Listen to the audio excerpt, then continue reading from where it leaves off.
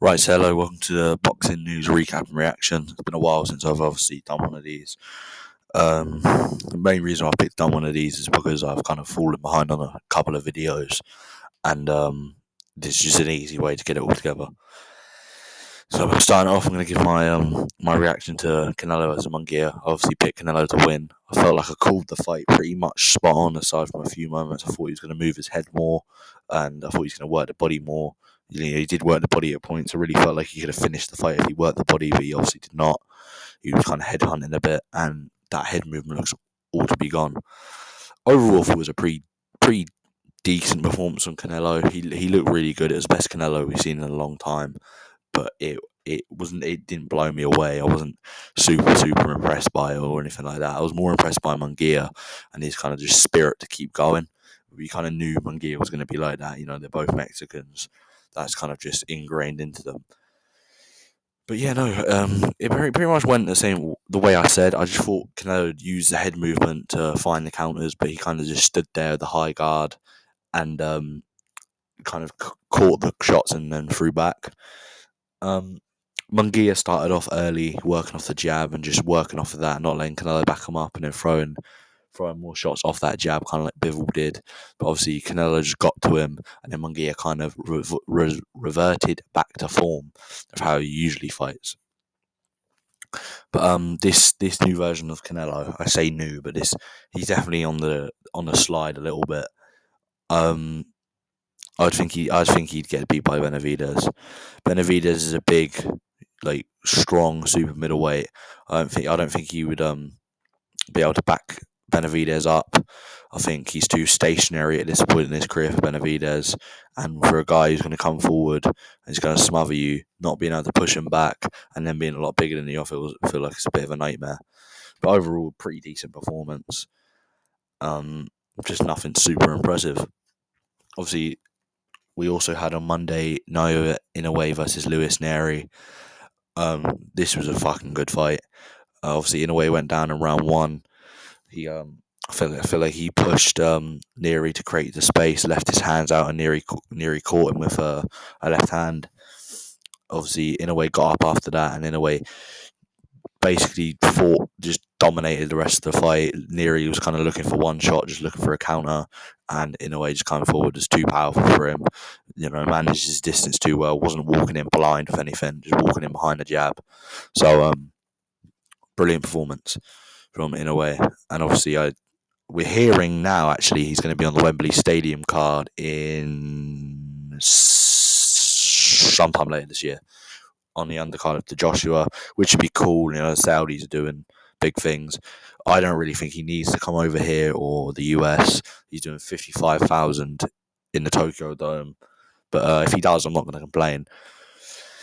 Next up, Ryan Garcia tests positive for Austrian, which is the only relevant one. He's been cleared of the other substance he tested positive for.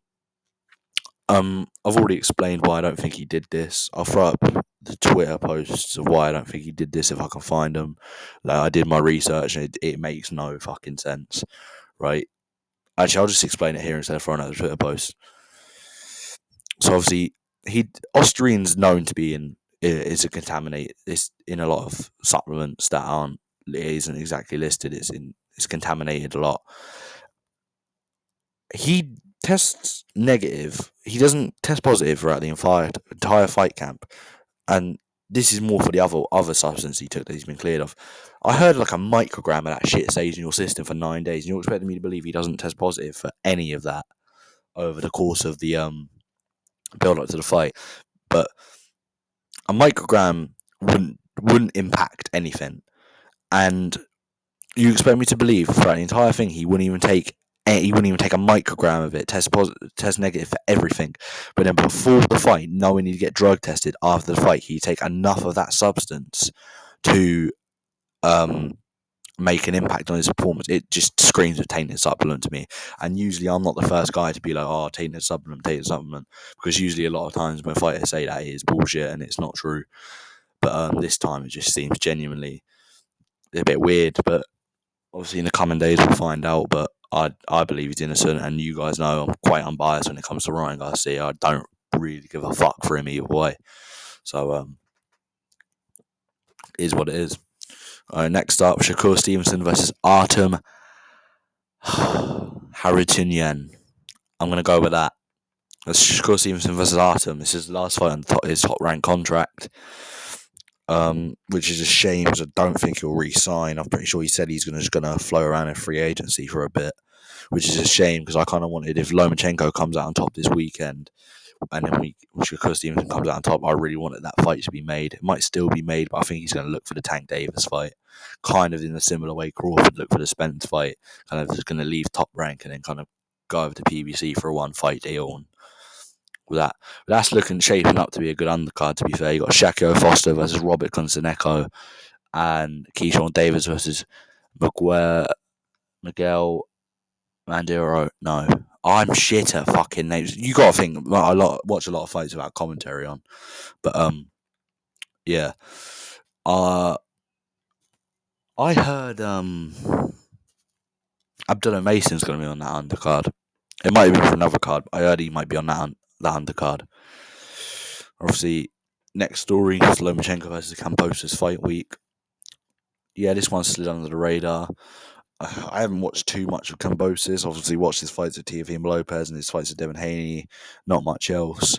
I'd lean Lomachenko. I feel like he's still got a bit left in the tank. You should get a full prediction for that, but I don't know. I'm very busy at the minute.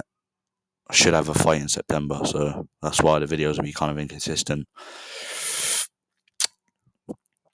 Yeah, no, I lean Lomachenko. I don't think there's a lot of lateral movement there with Kambosos. I kind of feel like he's on train tracks. He's just backwards and forwards. I feel like Lomachenko will be able to cut the angle, create openings, and just beat him there. That's just a little prediction. That's not my official one yet. Next story, Jamal Charlo has been stripped of the WBC world title. Carlos Adames has been elevated to full champion. About time. It's been 3-4 years. That motherfucker can't even make the weight anymore. And them fit cunts over the WBC don't even fucking give. It's stupid, man. And all it took was fucking Jamal Charlo to get a DUI. He can't even make the weight for his last fight. For his last fight against Jose Benavidez, he missed weight and then came back because you get 2 weigh-ins, and he came back and he weighed more. He came back and he weighed more. Fucking divvy, innit? That's pretty much all. Obviously, Fury Usyk next week. Hopefully, I feel like if we get to fight week, the chances of this fight being called off are very, very low. But you never know. I think Usyk's going to win. You'll hear that next week. You are definitely getting content next week for that fight. I'm not missing out. You might even get a prediction for the co-main of Opataya versus Breeders. I don't know about the 5v5. I don't know if I'll predict the 5v5. I might predict Wilder versus Zhang, but I'm not sure I'll predict the undercard. I might do, I might not. I might not even predict the main event. But that's what I'm going on. I should be fighting in September. I will upload the fight in September if I fight in September. Thank you for watching. Like and subscribe. Fucking ta-ta. Good day to you all. Bye.